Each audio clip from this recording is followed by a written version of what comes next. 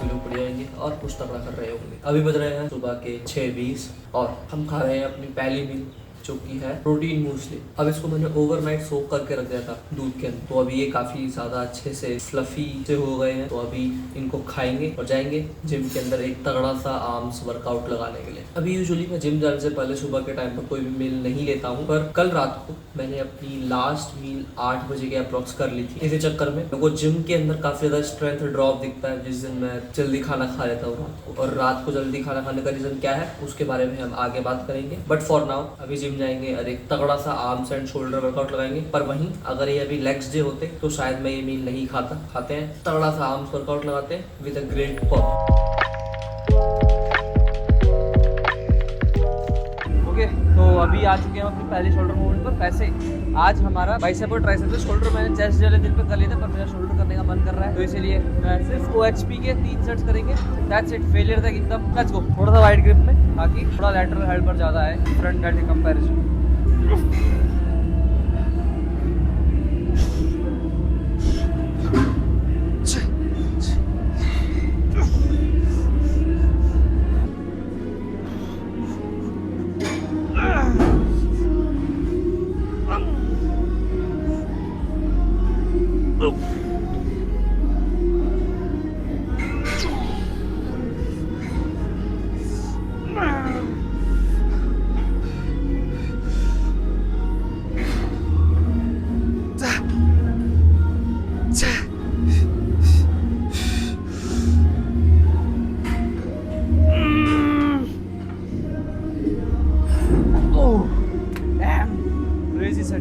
ओट मील ठीक थी। मतलब मेरे जितने भी लोगों ने अभी जेफ निपाड़ की वाली वीडियो देखी थी तो उसने अपने मतलब शोल्डर्स के हेड्स पर, तीनों हेड्स पर वो लगाया था इलेक्ट्रिक सिग्नल पकड़ने वाली जो मशीन होती है, जो कि एक्टिवेशन देखती है कि कितना कितना कौन से मसल पर आ रहा है। तो जब उसने OHP परफॉर्म करी उसके अंदर उसने ये चीज़ नोटिस करी कि जो फ्रंट डेल्ट से ज़्यादा एक्टिवेशन हमारे साइड डेल्ट्स पर आता है। पर just to be on safer side मैं हल्की सी इसलिए वाइड ग्रिप पकड़ता हूँ ताकि फ्रंट डेल्ट पर बिल्कुल ही ना आए, क्योंकि फ्रंट डेल्ट मेरे ओवर डेवलप्ड है बाइसेप्स के साथ। पर वही बात है, शोल्डर की विड्थ तो चाहिए ही मेरे को और ज़्यादा, कि है ही नहीं बिल्कुल ही। मतलब मेरे को लगता है कि नहीं है, पर थोड़ी बहुत तो है।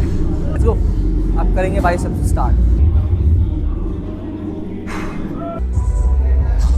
If you guys are not working for a long time, तो मैं एक बात बोलना चाहूँगा जो कि मैंने अपने स्टार्टिंग में फॉलो करी थी, विच इज़ कि अपनी बॉडी की बात सुनो। अगर तुमको किसी एक्सरसाइज के अंदर फील नहीं आ रहा है तो उसके बाद चाहे उस एक्सरसाइज को आर्नल्ड ने ही क्यों ना करा हो, आपको वो एक्सरसाइज नहीं करनी है। जैसे कि एग्जांपल दूं अगर मैं अपना, मेरे लिए जो स्ट्रेट बार के अंदर जो बाइसेप्स कर्ल होते हैं, अपने रिस्ट के अंदर और एल्बो के अंदर बहुत ज़्यादा पेन होता है। इसका सीधे का मतलब क्या हुआ कि वो एक्सरसाइज मेरे लिए नहीं बनी। अगर वो मेरे लिए बनी होती तो मेरे को इस एरिया में पेन नहीं होता, मेरी बॉडी उस चीज़ को अडेप्ट नहीं कर पाई। तो मैं अपनी बॉडी की बात सुनी और मैं कभी भी नहीं करता। तो यही चीज़ आप लोगों को अपने उस पर भी अप्लाई करनी है। अगर कोई एक्सरसाइज है जिसके अंदर आपको किसी जॉइंट के अंदर पेन आता है या फिर अच्छा नहीं लगता, मतलब मेजॉरिटी टाइम करते हुए और डिस्कम्फर्ट आता है कहीं पर भी, तो उस एक्सरसाइज को इमीडिएटली निकाल दो। एक्सरसाइज से अटैच मत हो ऐसे बहुत ज़्यादा। हर एक चीज़ हमारे लिए नहीं बनी होती, पर कुछ ना कुछ हमारे लिए बनाई होता है। नेचुरली जाओ, जो आपकी बॉडी आपको अलाउ कर रही है करने के लिए वो चीज़ करो और उसको अच्छे से करो। उसके बाद आप चाहे वो एक्सरसाइज करो या ना करो जो आर्नल्ड कर रहा था, इट डजंट मैटर।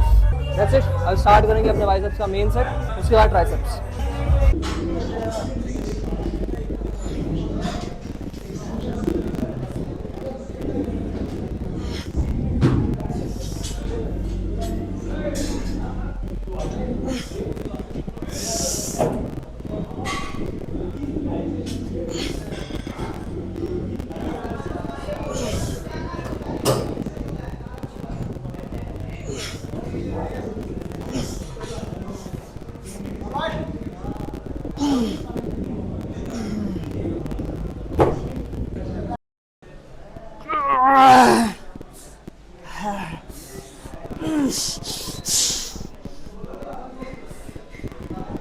अब देखो, तुम लोगों ने देखा होगा कि मैंने जो इसेंट्रिक है उसको कंट्रोल नहीं करा बिल्कुल भी, यानी कि जो नेगेटिव पार्ट है, यानी कि जो नीचे लेकर जाने वाला पार्ट है उसको कंट्रोल नहीं करा। अब इसको कंट्रोल ना करने के 2 मेजर रीजन है। मेरे जो बाइसेप्स है उन पर हल्की सी इंजरी आ गई है स्विमिंग पूल में स्ट्रोक्स वगैरह मारते हुए। मेरे जो एल्बो की तरफ को है, यहाँ की तरफ हल्का सा पेन है, बहुत ही माइनर सा, सुई जैसी चुभती है थोड़ी थोड़ी दोनों के अंदर, राइट लेफ्ट दोनों में। इसी चक्कर में जो मैं इसेंट्रिक है बहुत ज्यादा स्लो नहीं कर रहा, कंट्रोल्ड लेकर जा रहा हूँ पर स्लो नहीं कर रहा जानबूझकर। बाकी मेन फोकस मेरा कंसेंट्रिक पर है। मैं अगर एक नई चीज बताऊं आप लोगों को, एक प्रो टिप बताऊं, तो जो कंसेंट्रिक पार्ट होता है वो ज्यादा मोटर यूनिट रिक्रूटमेंट करता है, which is very beneficial for muscle growth. यानी कि मसल्स के अंदर ऐसे मान लो जो ताकतवर सेल्स है उनको रिक्रूट करना, वो होता है muscle unit recruitment, motor unit recruitment sorry. तो वही करेंगे, बस कंसेंट्रिक पे ज्यादा ध्यान देंगे, बिकॉज ई सेंट्रिक अगर मैंने कंट्रोल करा तो मेरे को नहीं पता मेरे बाइसेप में कुछ भी हो सकता है। लेट्स गो।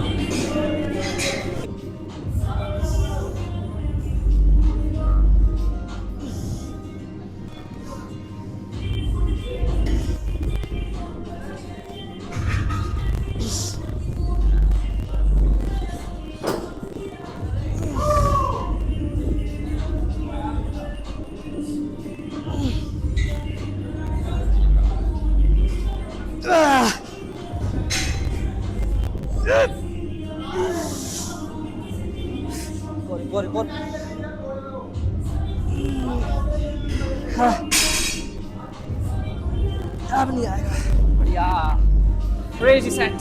ये होता है परफेक्ट एग्जीक्यूशन, बट मैं ऐसे रिकमेंड नहीं करूंगा किसी को करने के लिए। हल्के वेट से करो, पर कंट्रोल करना। अगर आप लोग एक्सपीरियंस लिफ्टर हो, मतलब 4-5 साल हो चुके हैं, तब तो कर लो ऐसे, तब तो आप लोगों को आ ही जाएगा फील अपने आप। पर अगर बिगनर हो तो बिल्कुल मत करना, इंजरीज करवा बैठोगे। हल्के वेट से ही करो, कंट्रोल करो। स्टार्टिंग के 3-4 साल मैंने वही करा है, तो बिल्कुल भी ईगो लिफ्टर या हीरो बनने की जरूरत नहीं है। जैसे मैं यहाँ पर ईगो लिफ्टर बन के जीना, काट दो।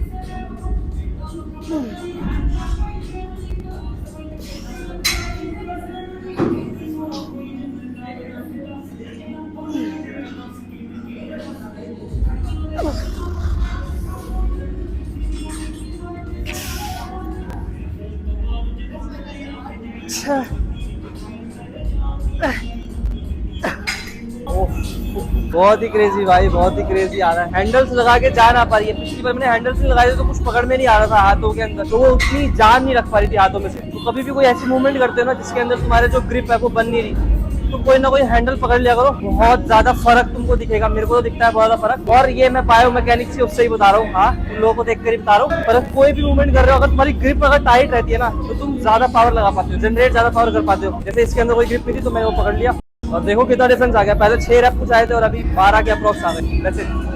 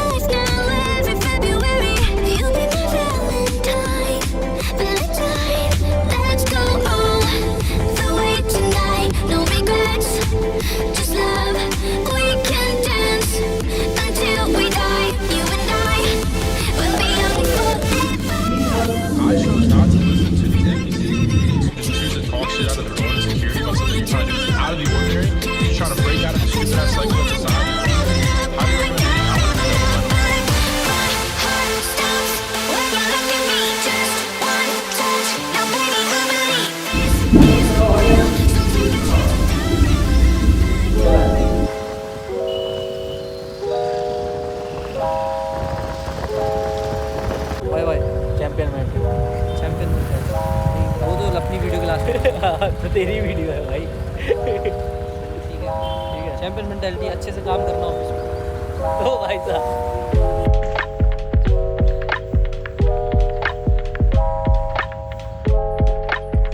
ओके, सो हेलो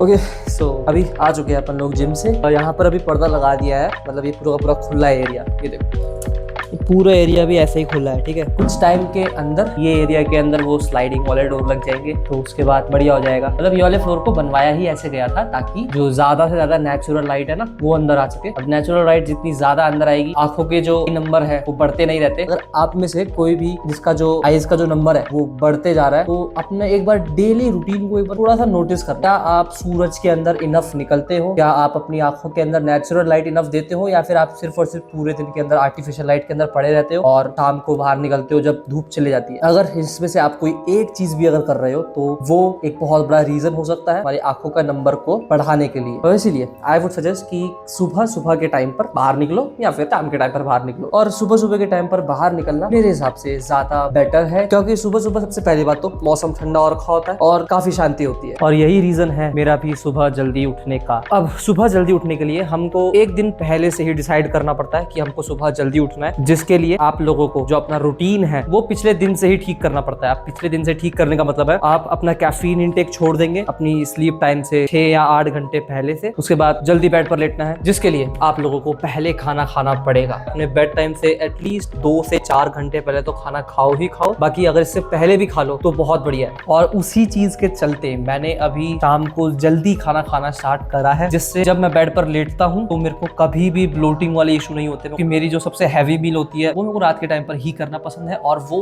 मील अगर मैं सोने से जस्ट 1 घंटे पहले करूंगा ना तो मेरे को नहीं लगता मेरे को अच्छी नींद आ पाएगी, और वो कभी आई भी नहीं है। रात के टाइम पर मैं बीच बीच में उठ जाया करता, उठने के बाद थोड़ा यहाँ पर मतलब प्रॉब्लम होती थी। उसके बाद फिर मैंने लेफ्ट हैंड साइड पर सोना स्टार्ट करा। और वही अगर आप लोगों में से कोई राइट हैंड साइड में सोता है तो राइट हैंड साइड मत सोया करो, लेफ्ट हैंड साइड सोया करो, बिकॉज हमारा जो स्टमक है वो उसी साइड होता है। तो अगर उस साइड आप सोओगे तो डाइजेशन में हेल्प मिलती है रात भर, ठीक है। तो वो चीज तो मैं कर लिया करता था, पर फिर भी वो चीज कितनी ही हेल्प कर देगी अगर मैं बहुत ज्यादा हैवी मील लेकर खाऊंगा। इसलिए मैंने सोचा कि चलो भाई अब मील की जो टाइमिंग है उसको चेंज करते हैं और अब मैं पहले मील खाता हूँ थोड़ा। अब ऐसा करने से मेरे को फायदे तो बहुत मिले हैं, जैसे कि जो मेरी स्लीप की क्वालिटी है वो काफी ज्यादा इंक्रीज हो चुकी है। और दूसरी बात कि मैं सुबह सुबह उठने के बाद काफी ज्यादा हल्का सा फील करता हूँ, अच्छा फील होता है, लेथार्जिक फील नहीं होता। लेथार्जिक मतलब वही आलसीपना नहीं आता, क्योंकि रात को बहुत लेट खाते हैं या फिर सुबह उठते हैं तो तुमने देखा होगा जो नींद होती है वो अच्छे से पूरी नहीं हो पाती है, मतलब पूरा टाइम बस ऐसे आलस आलस सा लगता है, क्योंकि जो तुम्हारी रिकवरी है वो अच्छे से नहीं हुई होती। तो उसी चीज के चलते मैंने ये डिसाइड करा था कि मेरे को जल्दी खाना खाना स्टार्ट करना पड़ेगा, जिसके मैंने आपको बता दिया है कि मेरे को काफी सारे बेनिफिट मिले हैं। बाकी बस इतना ही था। बाकी यार आजकल एक चीज होने लगी है मेरे साथ, मैं काफी ज्यादा इनकंसिस्टेंट हो गया हूँ। मैं वीडियोस बनाने के अंदर काफी ज्यादा आलस करता हूँ, और उस चीज के लिए आप लोगों से और अपने आप से, अपने पास्ट सेल्फ से, अपने फ्यूचर सेल्फ से माफी मांगता हूँ, क्योंकि मैं आलसी हो रहा हूँ। ये चीज बताना जरूरी है ताकि जब मैं वापस इन व्लॉग्स को देखूं तो मेरे को पता लगे कि मैं उस पर्टिकुलर पॉइंट ऑफ टाइम पर कैसा था। और वैसे भी ये वीडियोस मैं आप लोगों के साथ अपनी जर्नी शेयर करने के लिए ही बनाता हूँ, ताकि आप लोग मेरे साथ कनेक्ट कर पाओ। बाकी स्टिल अब से मैं पूरी कोशिश करूंगा कि मैं हफ्ते के अंदर 2 वीडियो डालूं ही डालूं। अब मेरे पास कोई बहाना नहीं है, मेरे को जो भी चीज चाहिए थी, मेरे को जिस चीज की भी नीड थी वो मेरे पास है। अभी बस मेरे को एक चीज की जरूरत और है, और उसको मेरे को कोई नहीं दे सकता, बस मैं ही अपने आप को दे सकता हूँ, और वो